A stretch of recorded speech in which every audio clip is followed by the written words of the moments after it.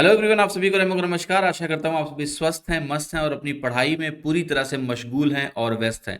अभ्यास DPQ set number 69 के साथ मैं आप सभी के सामने उपस्थित हूँ। ये मैथ्स प्रैक्टिस की सीरीज हर मंडे, वेंसडे और फ्राइडे को 11 बजे इसी एग्जामो यूट्यूब चैनल पर चलती है। और अगर आप इस सीरीज को फॉलो करेंगे तो आप मैथ की प्रॉब्लम सॉल्विंग में बनेंगे ग्रैंड मास्टर और एग्जाम में सवाल आपसे डरेगा और होगा सिलेक्शन आपका बाई चॉइस। तो चलिए शुरुआत करते हैं आज की क्लास की। इस सेशन का पीडीएफ आपको हमारे टेलीग्राम चैनल पर मिलता है जिसका नाम है रैमो सर ऑफिशियल। आप इस क्यूआर कोड का स्कैन करके इस टेलीग्राम चैनल को ज्वाइन कर सकते हैं। तो ये सवाल क्या कह रहा है आपसे कि एक त्रिभुज है एबीसी, इसमें एक लाइन आपने ड्रॉ की है ए से, वो बीसी साइड को डी पर कट करती है इस तरीके से कि बीडी और डीसी का रेशियो 7:9 का है। अगर एरिया एबीडी त्रिभुज का 84 सेंटीमीटर है तो बताना है कि जो एडीसी त्रिभुज है इसका एरिया क्या होगा। तो सबसे पहले इसका हम डायग्राम ड्रॉ करेंगे और डायग्राम ड्रॉ करने के बाद फिर इस सवाल को हल करेंगे। तो ये हो गया हमारा त्रिभुज जिसका नाम हमें रखना है ए बी सी। तो यहाँ पर मैं लिख रहा हूँ ए, यहाँ लिख रहा हूँ बी और यहाँ लिख रहा हूँ मैं सी। अब मैं ए से एक लाइन खींचने जा रहा हूँ जो बी सी को डी पर काटेगा, तो कुछ डी यहाँ पर आएगा और मुझे ये दिया है कि बी डी और डी सी का रेशियो 7:9 है। अब मुझे ए बी डी का एरिया 84 दिया हुआ है, इसका एरिया पूछा जा रहा है।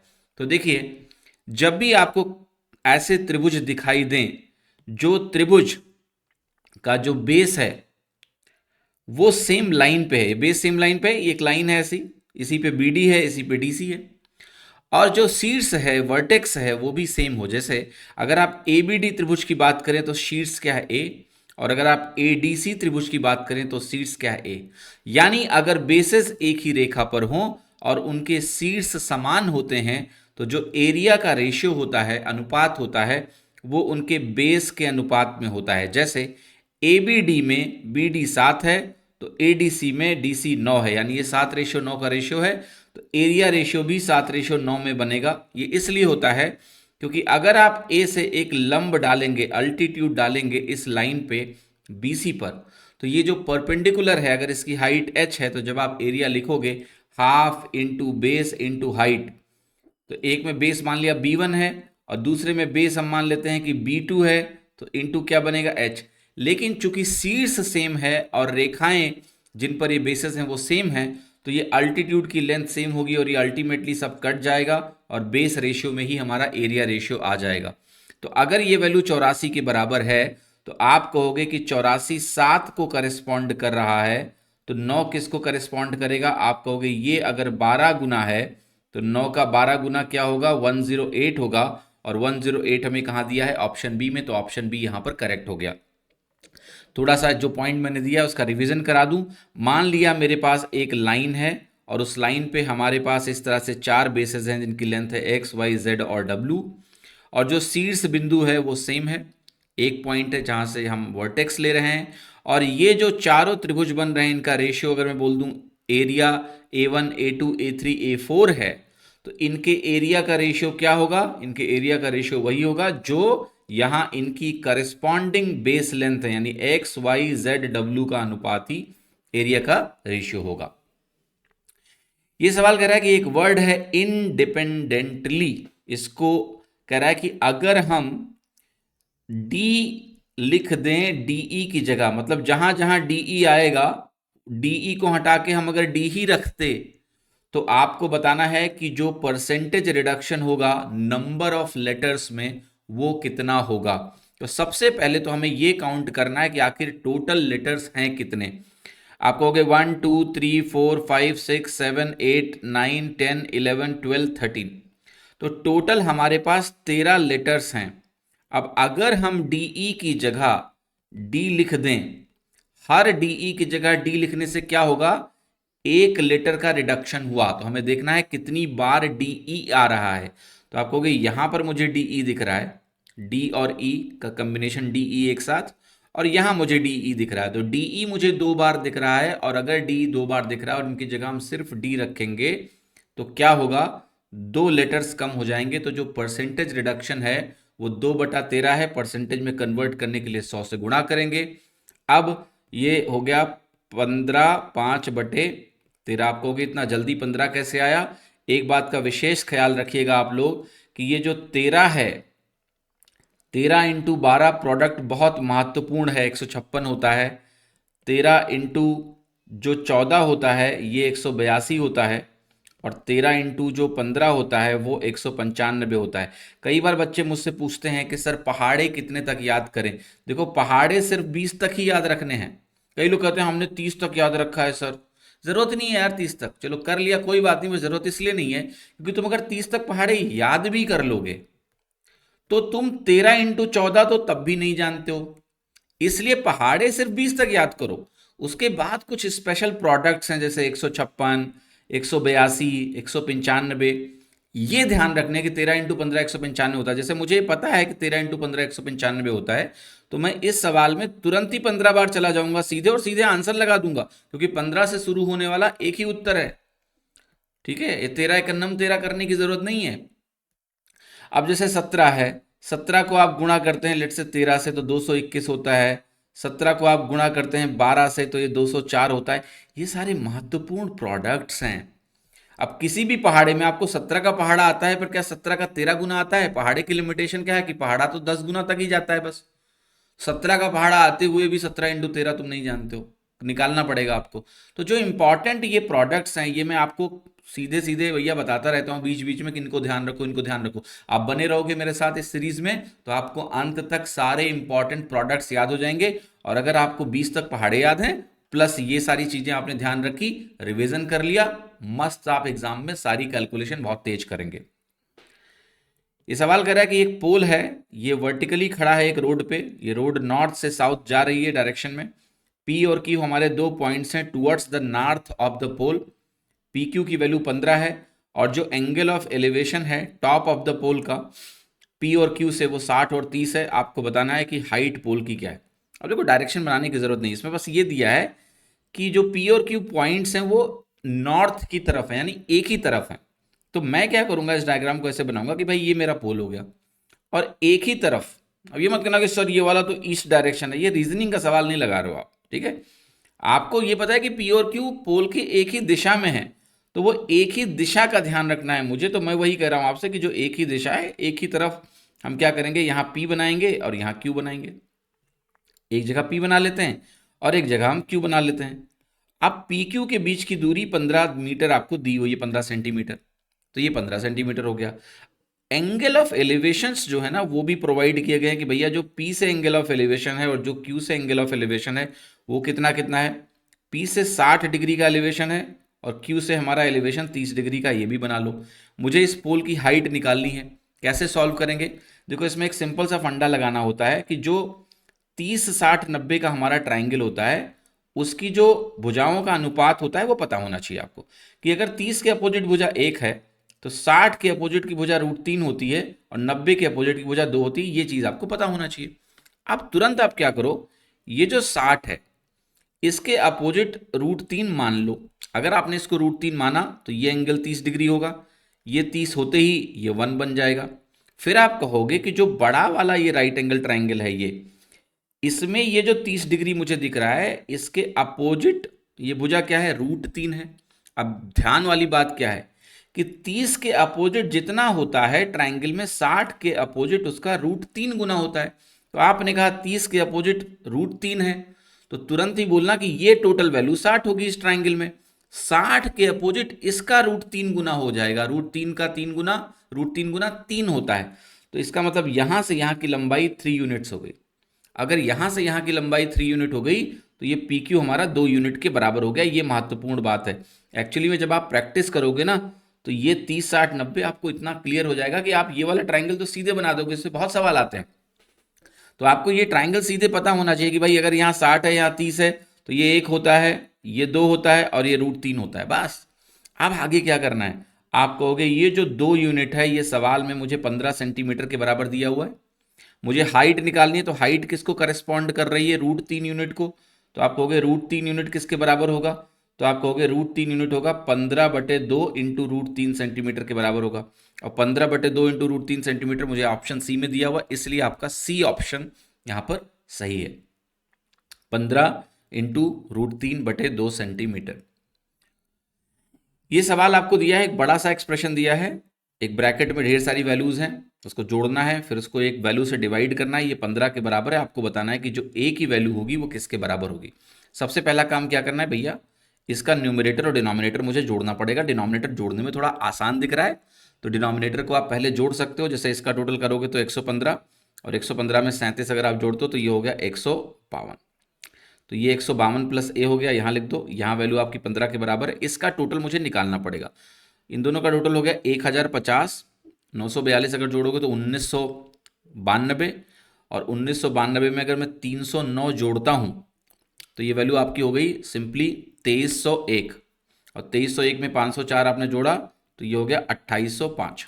ठीक है, तो मैं बड़ी बड़ी वैल्यू को डायरेक्टली भी जोड़ सकता हूँ, लेकिन अगर आप नहीं जोड़ सकते हैं तो कोई बात नहीं। आर्ट ऑफ कैलकुलेशन में वैसे मैं ये चीज़ पढ़ा चुका हूँ कि कैसे मल्टीपल डिजिट्स को एक साथ जोड़ सकते हैं। तो आप वो lecture art of calculation YouTube पे सर्च करके देख सकते हैं, वरना आप यूनिट डिजिट जोड़ लो, कोई दिक्कत नहीं। जैसे भी आप जोड़ते हो वो आपकी श्रद्धा है। अब मैं इस 15 से इसको कैंसिल आउट करूंगा तो 15 के नाम 15 बनेगा, ये 13 हो गया, 130 हो गया, 15 अट्ठे 120 हो गया, 10 बचा तो 105 हुआ, 15 सत्ते 105 हुआ, तो ये वैल्यू आपकी 187 हो गई। अब 152 प्लस ए, इसको मैं राइट हैंड साइड में ले जाऊंगा तो ये वैल्यू 187 के बराबर आ गई। यहाँ से मैं ए देखूंगा तो 187 माइनस 152 हुआ, 7 में से 5 गया 2 हुआ, 8 में से 5 गया 3 हुआ, तो ए की वैल्यू हमारी कितनी आ रही है यहाँ पर?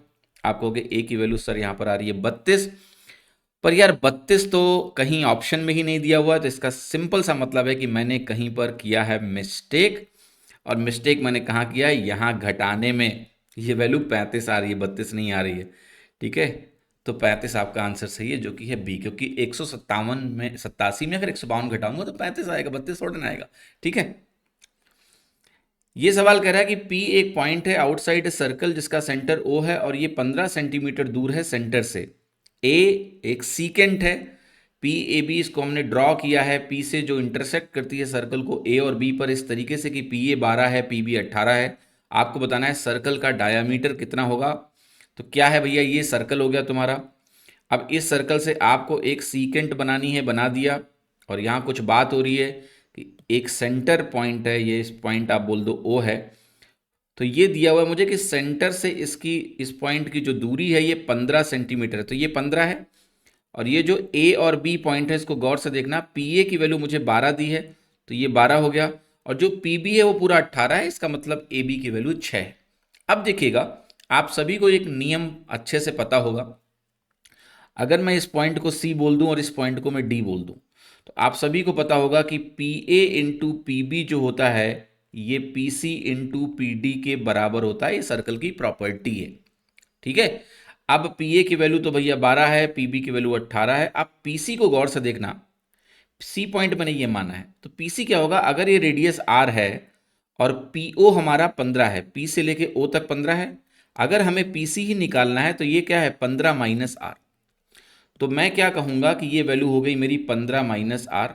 अब मैं PD के पास जाऊंगा तो PD किसके बराबर है, तो आप कहोगे PD की जो वैल्यू है वो यहां से यहां तक की वैल्यू की बात हो रही है, और यहां से यहां तक की जो वैल्यू होगी वो होगी 15 प्लस में R। 15 प्लस में R अगर मैं करूंगा तो वैल्यू कितनी आएगी, यहां पर मैं लिख देता हूं, यहां 15 प्लस R आ गया। अब 15 प्लस R अगर मैं इसको सॉल्व करने जाऊंगा तो मेरा आंसर आ जाएगा, बट ज़्यादा मेहनत मत करना। देखो यहां पर पहली बात तो ये मज़ेदार बात है वो मैं बता देता हूं कि 12 इंटू 18 भी एक बहुत इंपॉर्टेंट प्रोडक्ट है जो आपको याद होना चाहिए। ये वैल्यू 216 के बराबर होती है। ठीक है, एक्चुअल में क्या होता है, देखो ये 6 इंटू 2 है और ये 6 इंटू 3 है। अब देखो ये 6 6 और ये 2 और 3 मिला के 6 हो गए, तो एक तरह से 6 का क्यूब हो गया 216। तो 18 इंटू 12 बहुत इंपॉर्टेंट प्रोडक्ट है, जब भी आपको दिखे आपको 216 लिख लेना है सीधे। तो ये वैल्यू 216 हो गई, is equal to A minus B, A plus B का फॉर्मूला प्रोडक्ट का निकालेंगे तो A square minus B square बनेगा, तो ये कुछ ऐसा हो जाएगा। यहाँ से आर स्क्वायर की वैल्यू आपको मिल जाएगी 9, आर की वैल्यू मिल जाएगी 3, बट जोश में 3 लगा मत देना। सवाल ने पूछा है डायामीटर क्या है, इस बात का ध्यान रखना, पूछा क्या है डायामीटर। सॉल्व तो रेडियस कर रहे हो आप, पूछा डायमीटर, तो इसका दुगना आंसर होगा, यानी 6 सेंटीमीटर आपका उत्तर हो जाएगा, जो कि है डी। यहां से आप एक काम ये भी कर सकते थे कि आप वैल्यू को सीधे गेस भी कर सकते थे।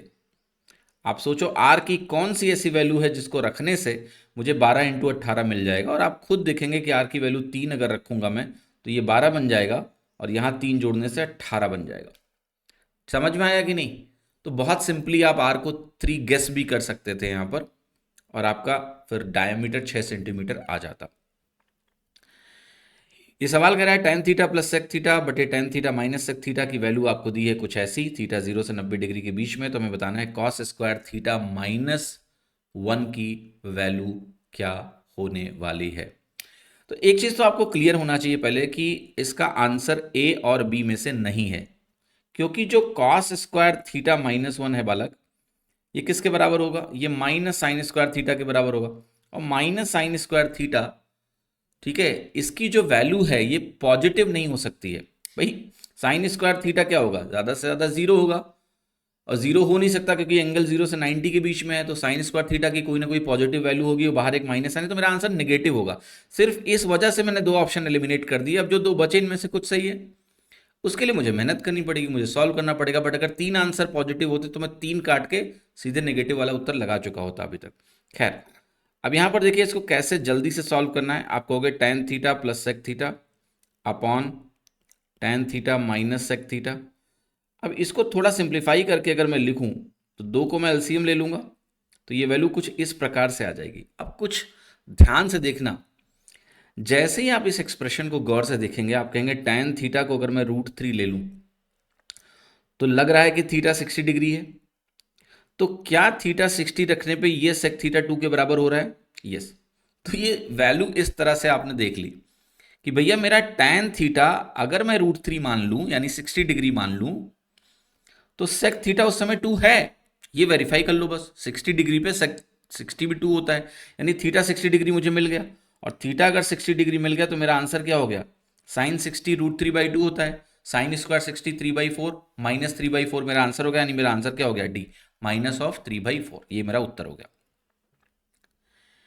ये सवाल है कि एक सर्कल है, ये क्यू आर साइड को एक ट्राइंगल के जो पी क्यू आर का साइड है उसको ए पर टच करेगा, और पी क्यू पी आर को अगर मैं प्रोड्यूस करूं, ठीक है, तो उसको टच करेगा एस और टी पर ये सर्कल। आपको बताना है कि जो पेरीमीटर है अगर त्रिभुज का 42.6 है तो पीटी की लंबाई क्या है। तो कुल मिला के देखो ये जो सवाल है ये किस चीज पर बेस्ड है मैं आपको समझाता हूं। ये डायग्राम है, तो सवाल ऐसा है भैया कि ये क्यू आर को ए पर टच कर रहा है, ठीक है, और पी क्यू और पी आर को अगर आप बढ़ाओगे तो एस और टी पे टच कर रहा है, ठीक है। अब आपसे पूछ क्या रहा है कि भाई पी एस हमारा पीटी के बराबर, मतलब सॉरी पीटी की वैल्यू पूछ रहा है। तो देखो अगर पी पॉइंट को आप देखो और सर्कल पर ये पी एस क्या है? लेंथ ऑफ टेंजेंट है। पीटी भी हमारी लेंथ ऑफ टेंजेंट है, दोनों बराबर होंगे तो पी एस पीटी के बराबर होता है। और ये सेमी पेरीमीटर होता है ट्राइंगल पी क्यू आर के। ये बात आपको ध्यान रखनी है कि ऊपर ये जो ट्राइंगल है पी क्यू आर इसके सेमी पेरीमीटर के बराबर होता है पीटी या फिर पी एस। अब इस सवाल में आप जाओ तो आपको पीटी की लंबाई पूछी गई है, तो पीटी की लंबाई क्या होगी? त्रिभुज का पेरीमीटर आपको दिया हुआ है 42.6, सेमी पेरीमीटर के बराबर है, अर्ध परिमाप के बराबर है, तो 2 से डिवाइड कर लो, पेरीमीटर का आधा अर्ध परिमाप होता है, तो ये 21.3 आ गया। 21.3 कहां दिया है? C option. सी ऑप्शन आपका करेक्ट हो गया, ठीक है। ये सवाल आपको दिया है कि सरकमफरेंस एक सर्कल का इसके रेडियस से 74 सेंटीमीटर ज्यादा है। आपको बताना है एरिया ऑफ द सर्कल क्या है अगर पाई की वैल्यू 22/7 के बराबर है। देखिए ऐसे सवालों को करने में सबसे पहला काम आपको क्या करना चाहिए कि जो एक स्टैंडर्ड सर्कल है, स्टैंडर्ड सर्कल एक सर्कल है जिसके बारे में आपको बार बार बताता रहता हूं। ये स्टैंडर्ड सर्कल का मतलब ऐसा कि नहीं कि कोई स्टैंडर्ड सर्कल मैथमेटिकल डेफिनेशन में है, नहीं, वैल्यू के टर्म्स में है।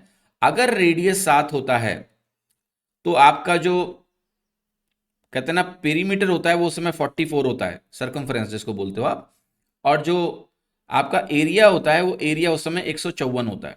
ये ध्यान रखना है आपको क्योंकि इससे आपको बहुत मदद मिलने वाली है।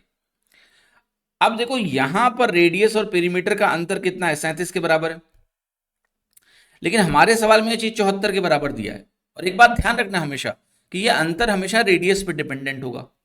अगर आप रेडियस को 14 कर लीजिए तो पेरीमीटर भी डबल हो जाता है, 88 हो जाता है, और ये अंतर क्या होगा? ये दुगना तो अंतर भी दुगना हो जाएगा, तो ये 74 हो जाता है। एरिया उस समय 616 रहता है। रेडियस दुगना होने से एरिया 4 गुना हो जाता है। तो यहां पर यही तो दिया है 74। तो अंतर जब इन दोनों का 74 के बराबर होगा तो एरिया उस समय क्या होगा, 616 होगा, क्योंकि रेडियस उस समय आपका 14 सेंटीमीटर है।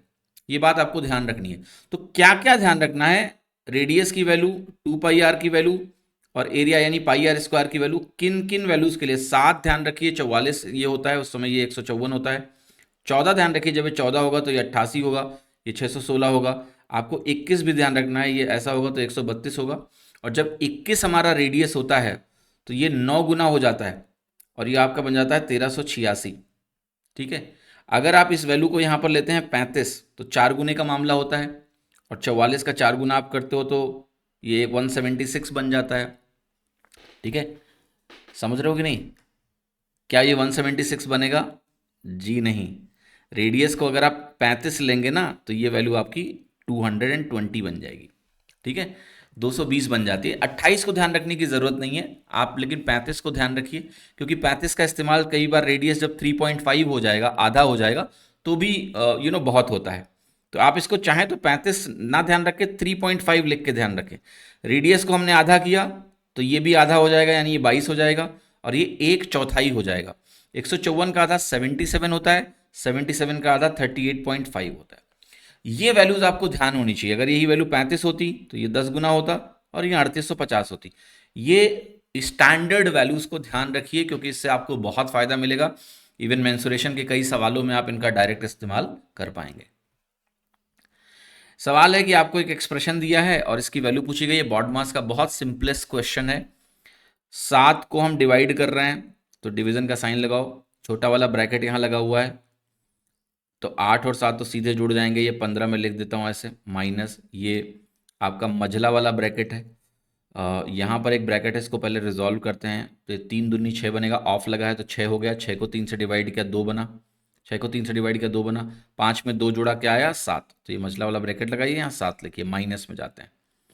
यहाँ पर 8 दूनी 16 बनेगा, सबसे पहले 4/16 1/4 होता है, तो यहाँ पर मैं -1/4 लिखूंगा। सवाल खत्म हो चुका है। अब आपको बस कुछ नहीं करना है, एलसीएम लेना है, तो ये बनेगा 15, यहाँ बनेगा -28 में से एक गया, कितना हुआ 27/4। अब ये हो जाएगा 7 चौके 28 है, 4 ऊपर चला गया 28 आ गया। अब देखो 28 आते ही आप ये उत्तर लगा सकते हो यहीं पर। इवन यहाँ 4 देखा आपने, 4 ऊपर जाएगा 28 बनेगा, तो ये उत्तर यही होगा। क्योंकि देखो 28 अगर कटेगा तो या तो 26 बनेगा, 26 थोड़ा ना बनेगा, 14 बन जाएगा। अगर 2 से भी कटेगा तो 4 से कटेगा तो 7 बनेगा, 28 पूरा कटता तो 1 बनता। 26 और 29 और 25 तो कभी नहीं आने। तो जैसे ही आपने यहाँ पर देखा कि नीचे मेरा 1/4 बनेगा, जो ऊपर जाके 7 चौका 28 बनना ही बनना है। ठीक है, और कुछ संभव ही नहीं है तो आप आंसर बी लगा सकते हैं, बट अगर सॉल्व करना तो कर लेते हैं, कुछ मुश्किल नहीं है। 60 - 27 बनेगा, तो 28 बटे आपका 33 हो गया आपका वैल्यू, और आपका जो आंसर है वो बी करेक्ट हो जाता है यहाँ पर।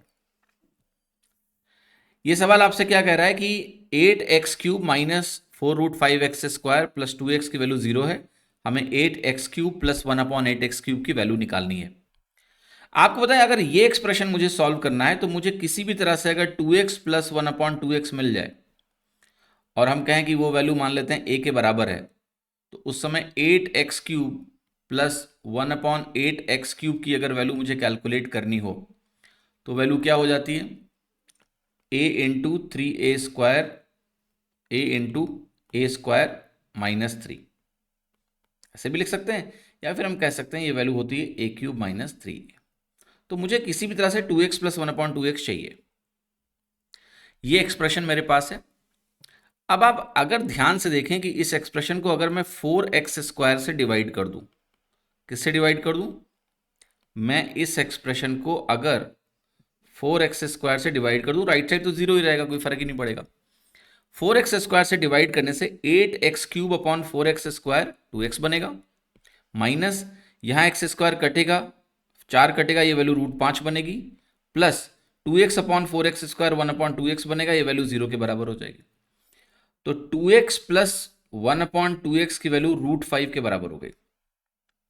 अगर मैं यहां से 8x³ प्लस 1/8x³ की वैल्यू निकालूं तो यहां रख जाओ, a की वैल्यू √5 आएगी, √5 का स्क्वायर बनेगा 5 - 3 2, 2√5 के बराबर हो गया। आंसर हो गया मेरा डी। तो आंसर कितना हो गया, 2√5। ये सवाल कह रहा है कि जो रेडियस है base of A solid right cylinder cone is 6 centimetre, और हाइट कितना है 8 सेंटीमीटर, आपको बताना है टोटल सरफेस एरिया क्या होगा।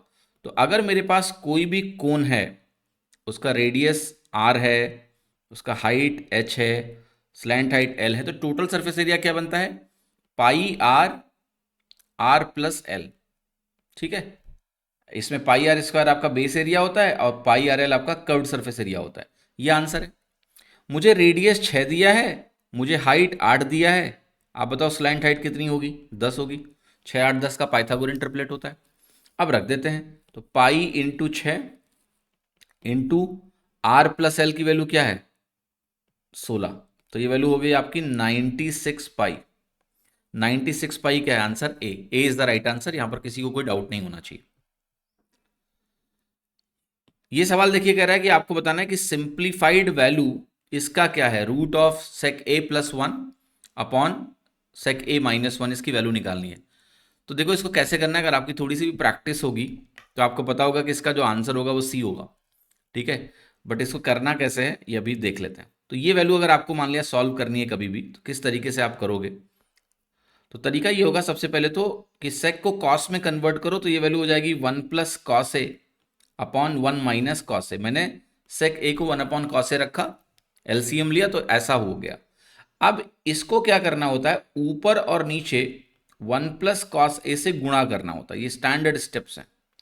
और जैसे आप इसको 1 प्लस कॉस ए से ऊपर नीचे इसको गुणा करोगे, ये वैल्यू आपकी कन्वर्ट हो जाएगी 1 plus cos A upon sine ए, क्योंकि ये बनेगा 1 माइनस कॉस स्क्वायर है, बाहर आ जाएगा sign A.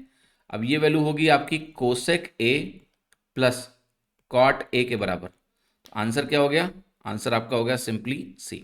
C is the right answer for this question.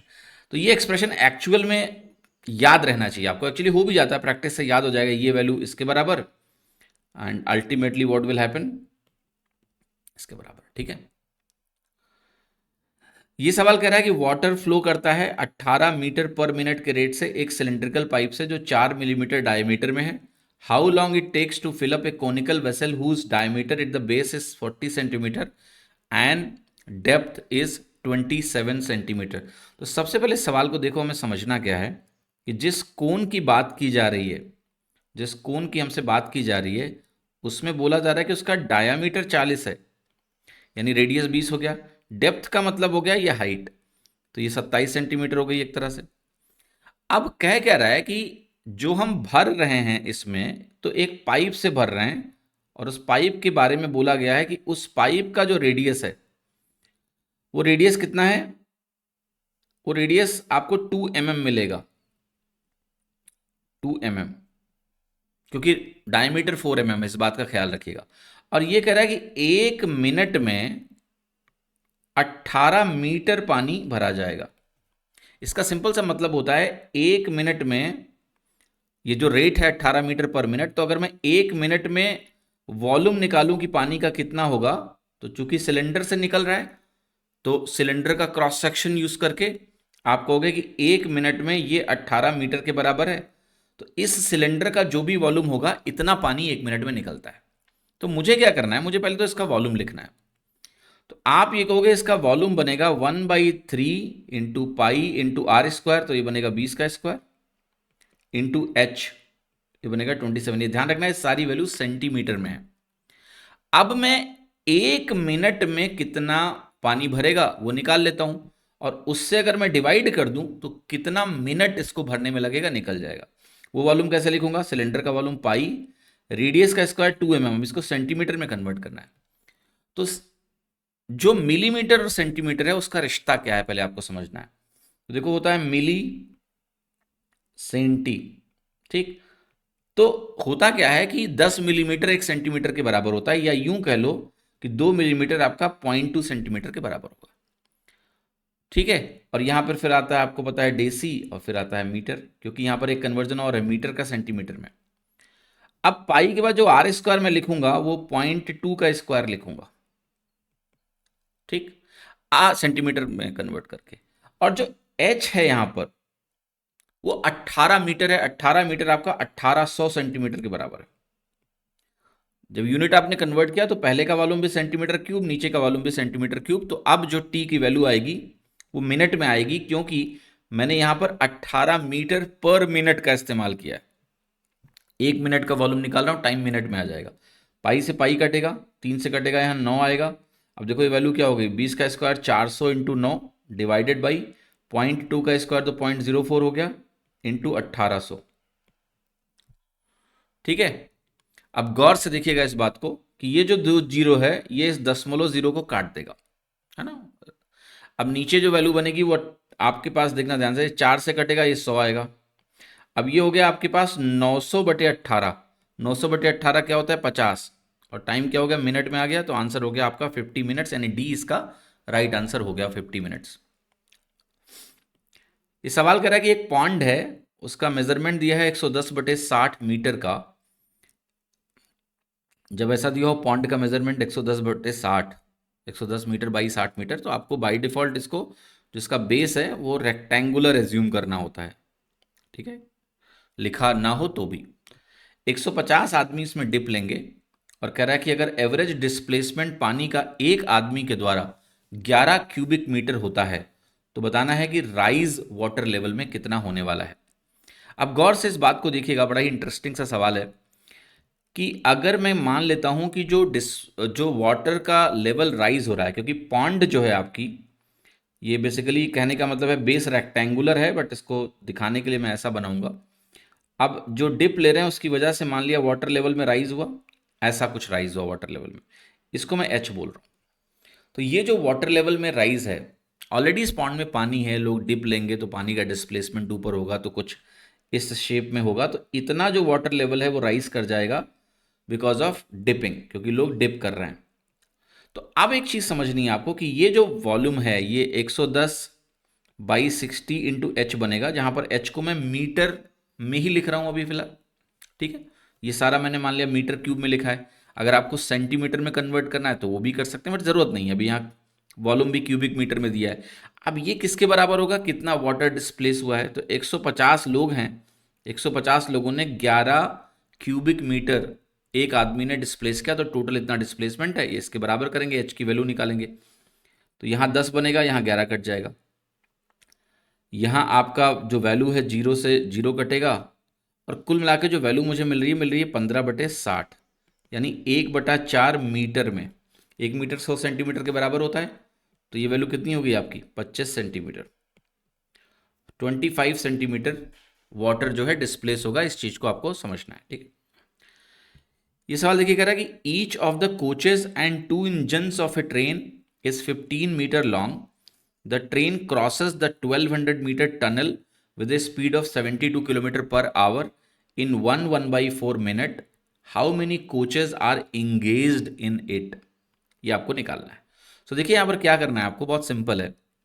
आप ये कहते हो कि जब भी कोई ट्रेन किसी टनल को क्रॉस करती है या ब्रिज को क्रॉस करती है या प्लेटफॉर्म को क्रॉस करती है, तो उसके द्वारा चली गई जो दूरी होती है वो ट्रेन की खुद की लंबाई प्लस टनल की लंबाई के बराबर होगा। तो ये लेंथ ट्रेन चलेगी L + 1200, ये 72 की स्पीड से चल रही है, इसको मीटर पर सेकंड में कन्वर्ट कर लेते हैं। तो ये हो गया हमारा, देखो ये हो गया हमारा एक तरह से डिस्टेंस d, ये हो गया हमारा स्पीड इनटू टाइम, ऐसे करना है हमें। अब आपको क्या क्या चीजें दी हैं इसको समझते हैं। ये डिस्टेंस हो गया, ये स्पीड हो गया, इनटू टाइम हो गया। टाइम मुझे दिया है कि क्रॉसिंग टाइम 1 सही 1/4 मिनट है। 1 से 1/4 होता है आपका 5/4 मिनट। सेकंड में कन्वर्ट करोगे 60 से गुणा करोगे, क्योंकि स्पीड को हमने मीटर पर सेकंड में किया है, क्योंकि मुझे डिस्टेंस मीटर में यहाँ पर एज्यूम की है। तो 5/4 इंटू 60 करेंगे तो ये वैल्यू आपकी सिंपली ऐसी आ जाएगी। आप चाहो तो ऐसे लिखो 5/4 इंटू 60, सेकंड में कन्वर्ट किया तो ये दूरी मीटर में आ गई, बराबर हो गई। अब देखिएगा यहाँ पर ये 18 चौके 72, 72 से कट गया, ये हो गया 25 छक्का 150, यानी 1500 बन जाएगा। तो L + 1200 जो है ये 1500 के बराबर हो गया। L की वैल्यू कितनी आ गई 300। L 300 का मतलब हो गया कि ट्रेन की टोटल लंबाई 300 है। अब देखिएगा यहां कह रहा है चाहे हम कोच की बात करें या इंजन की बात करें, हर एक 15 मीटर का है।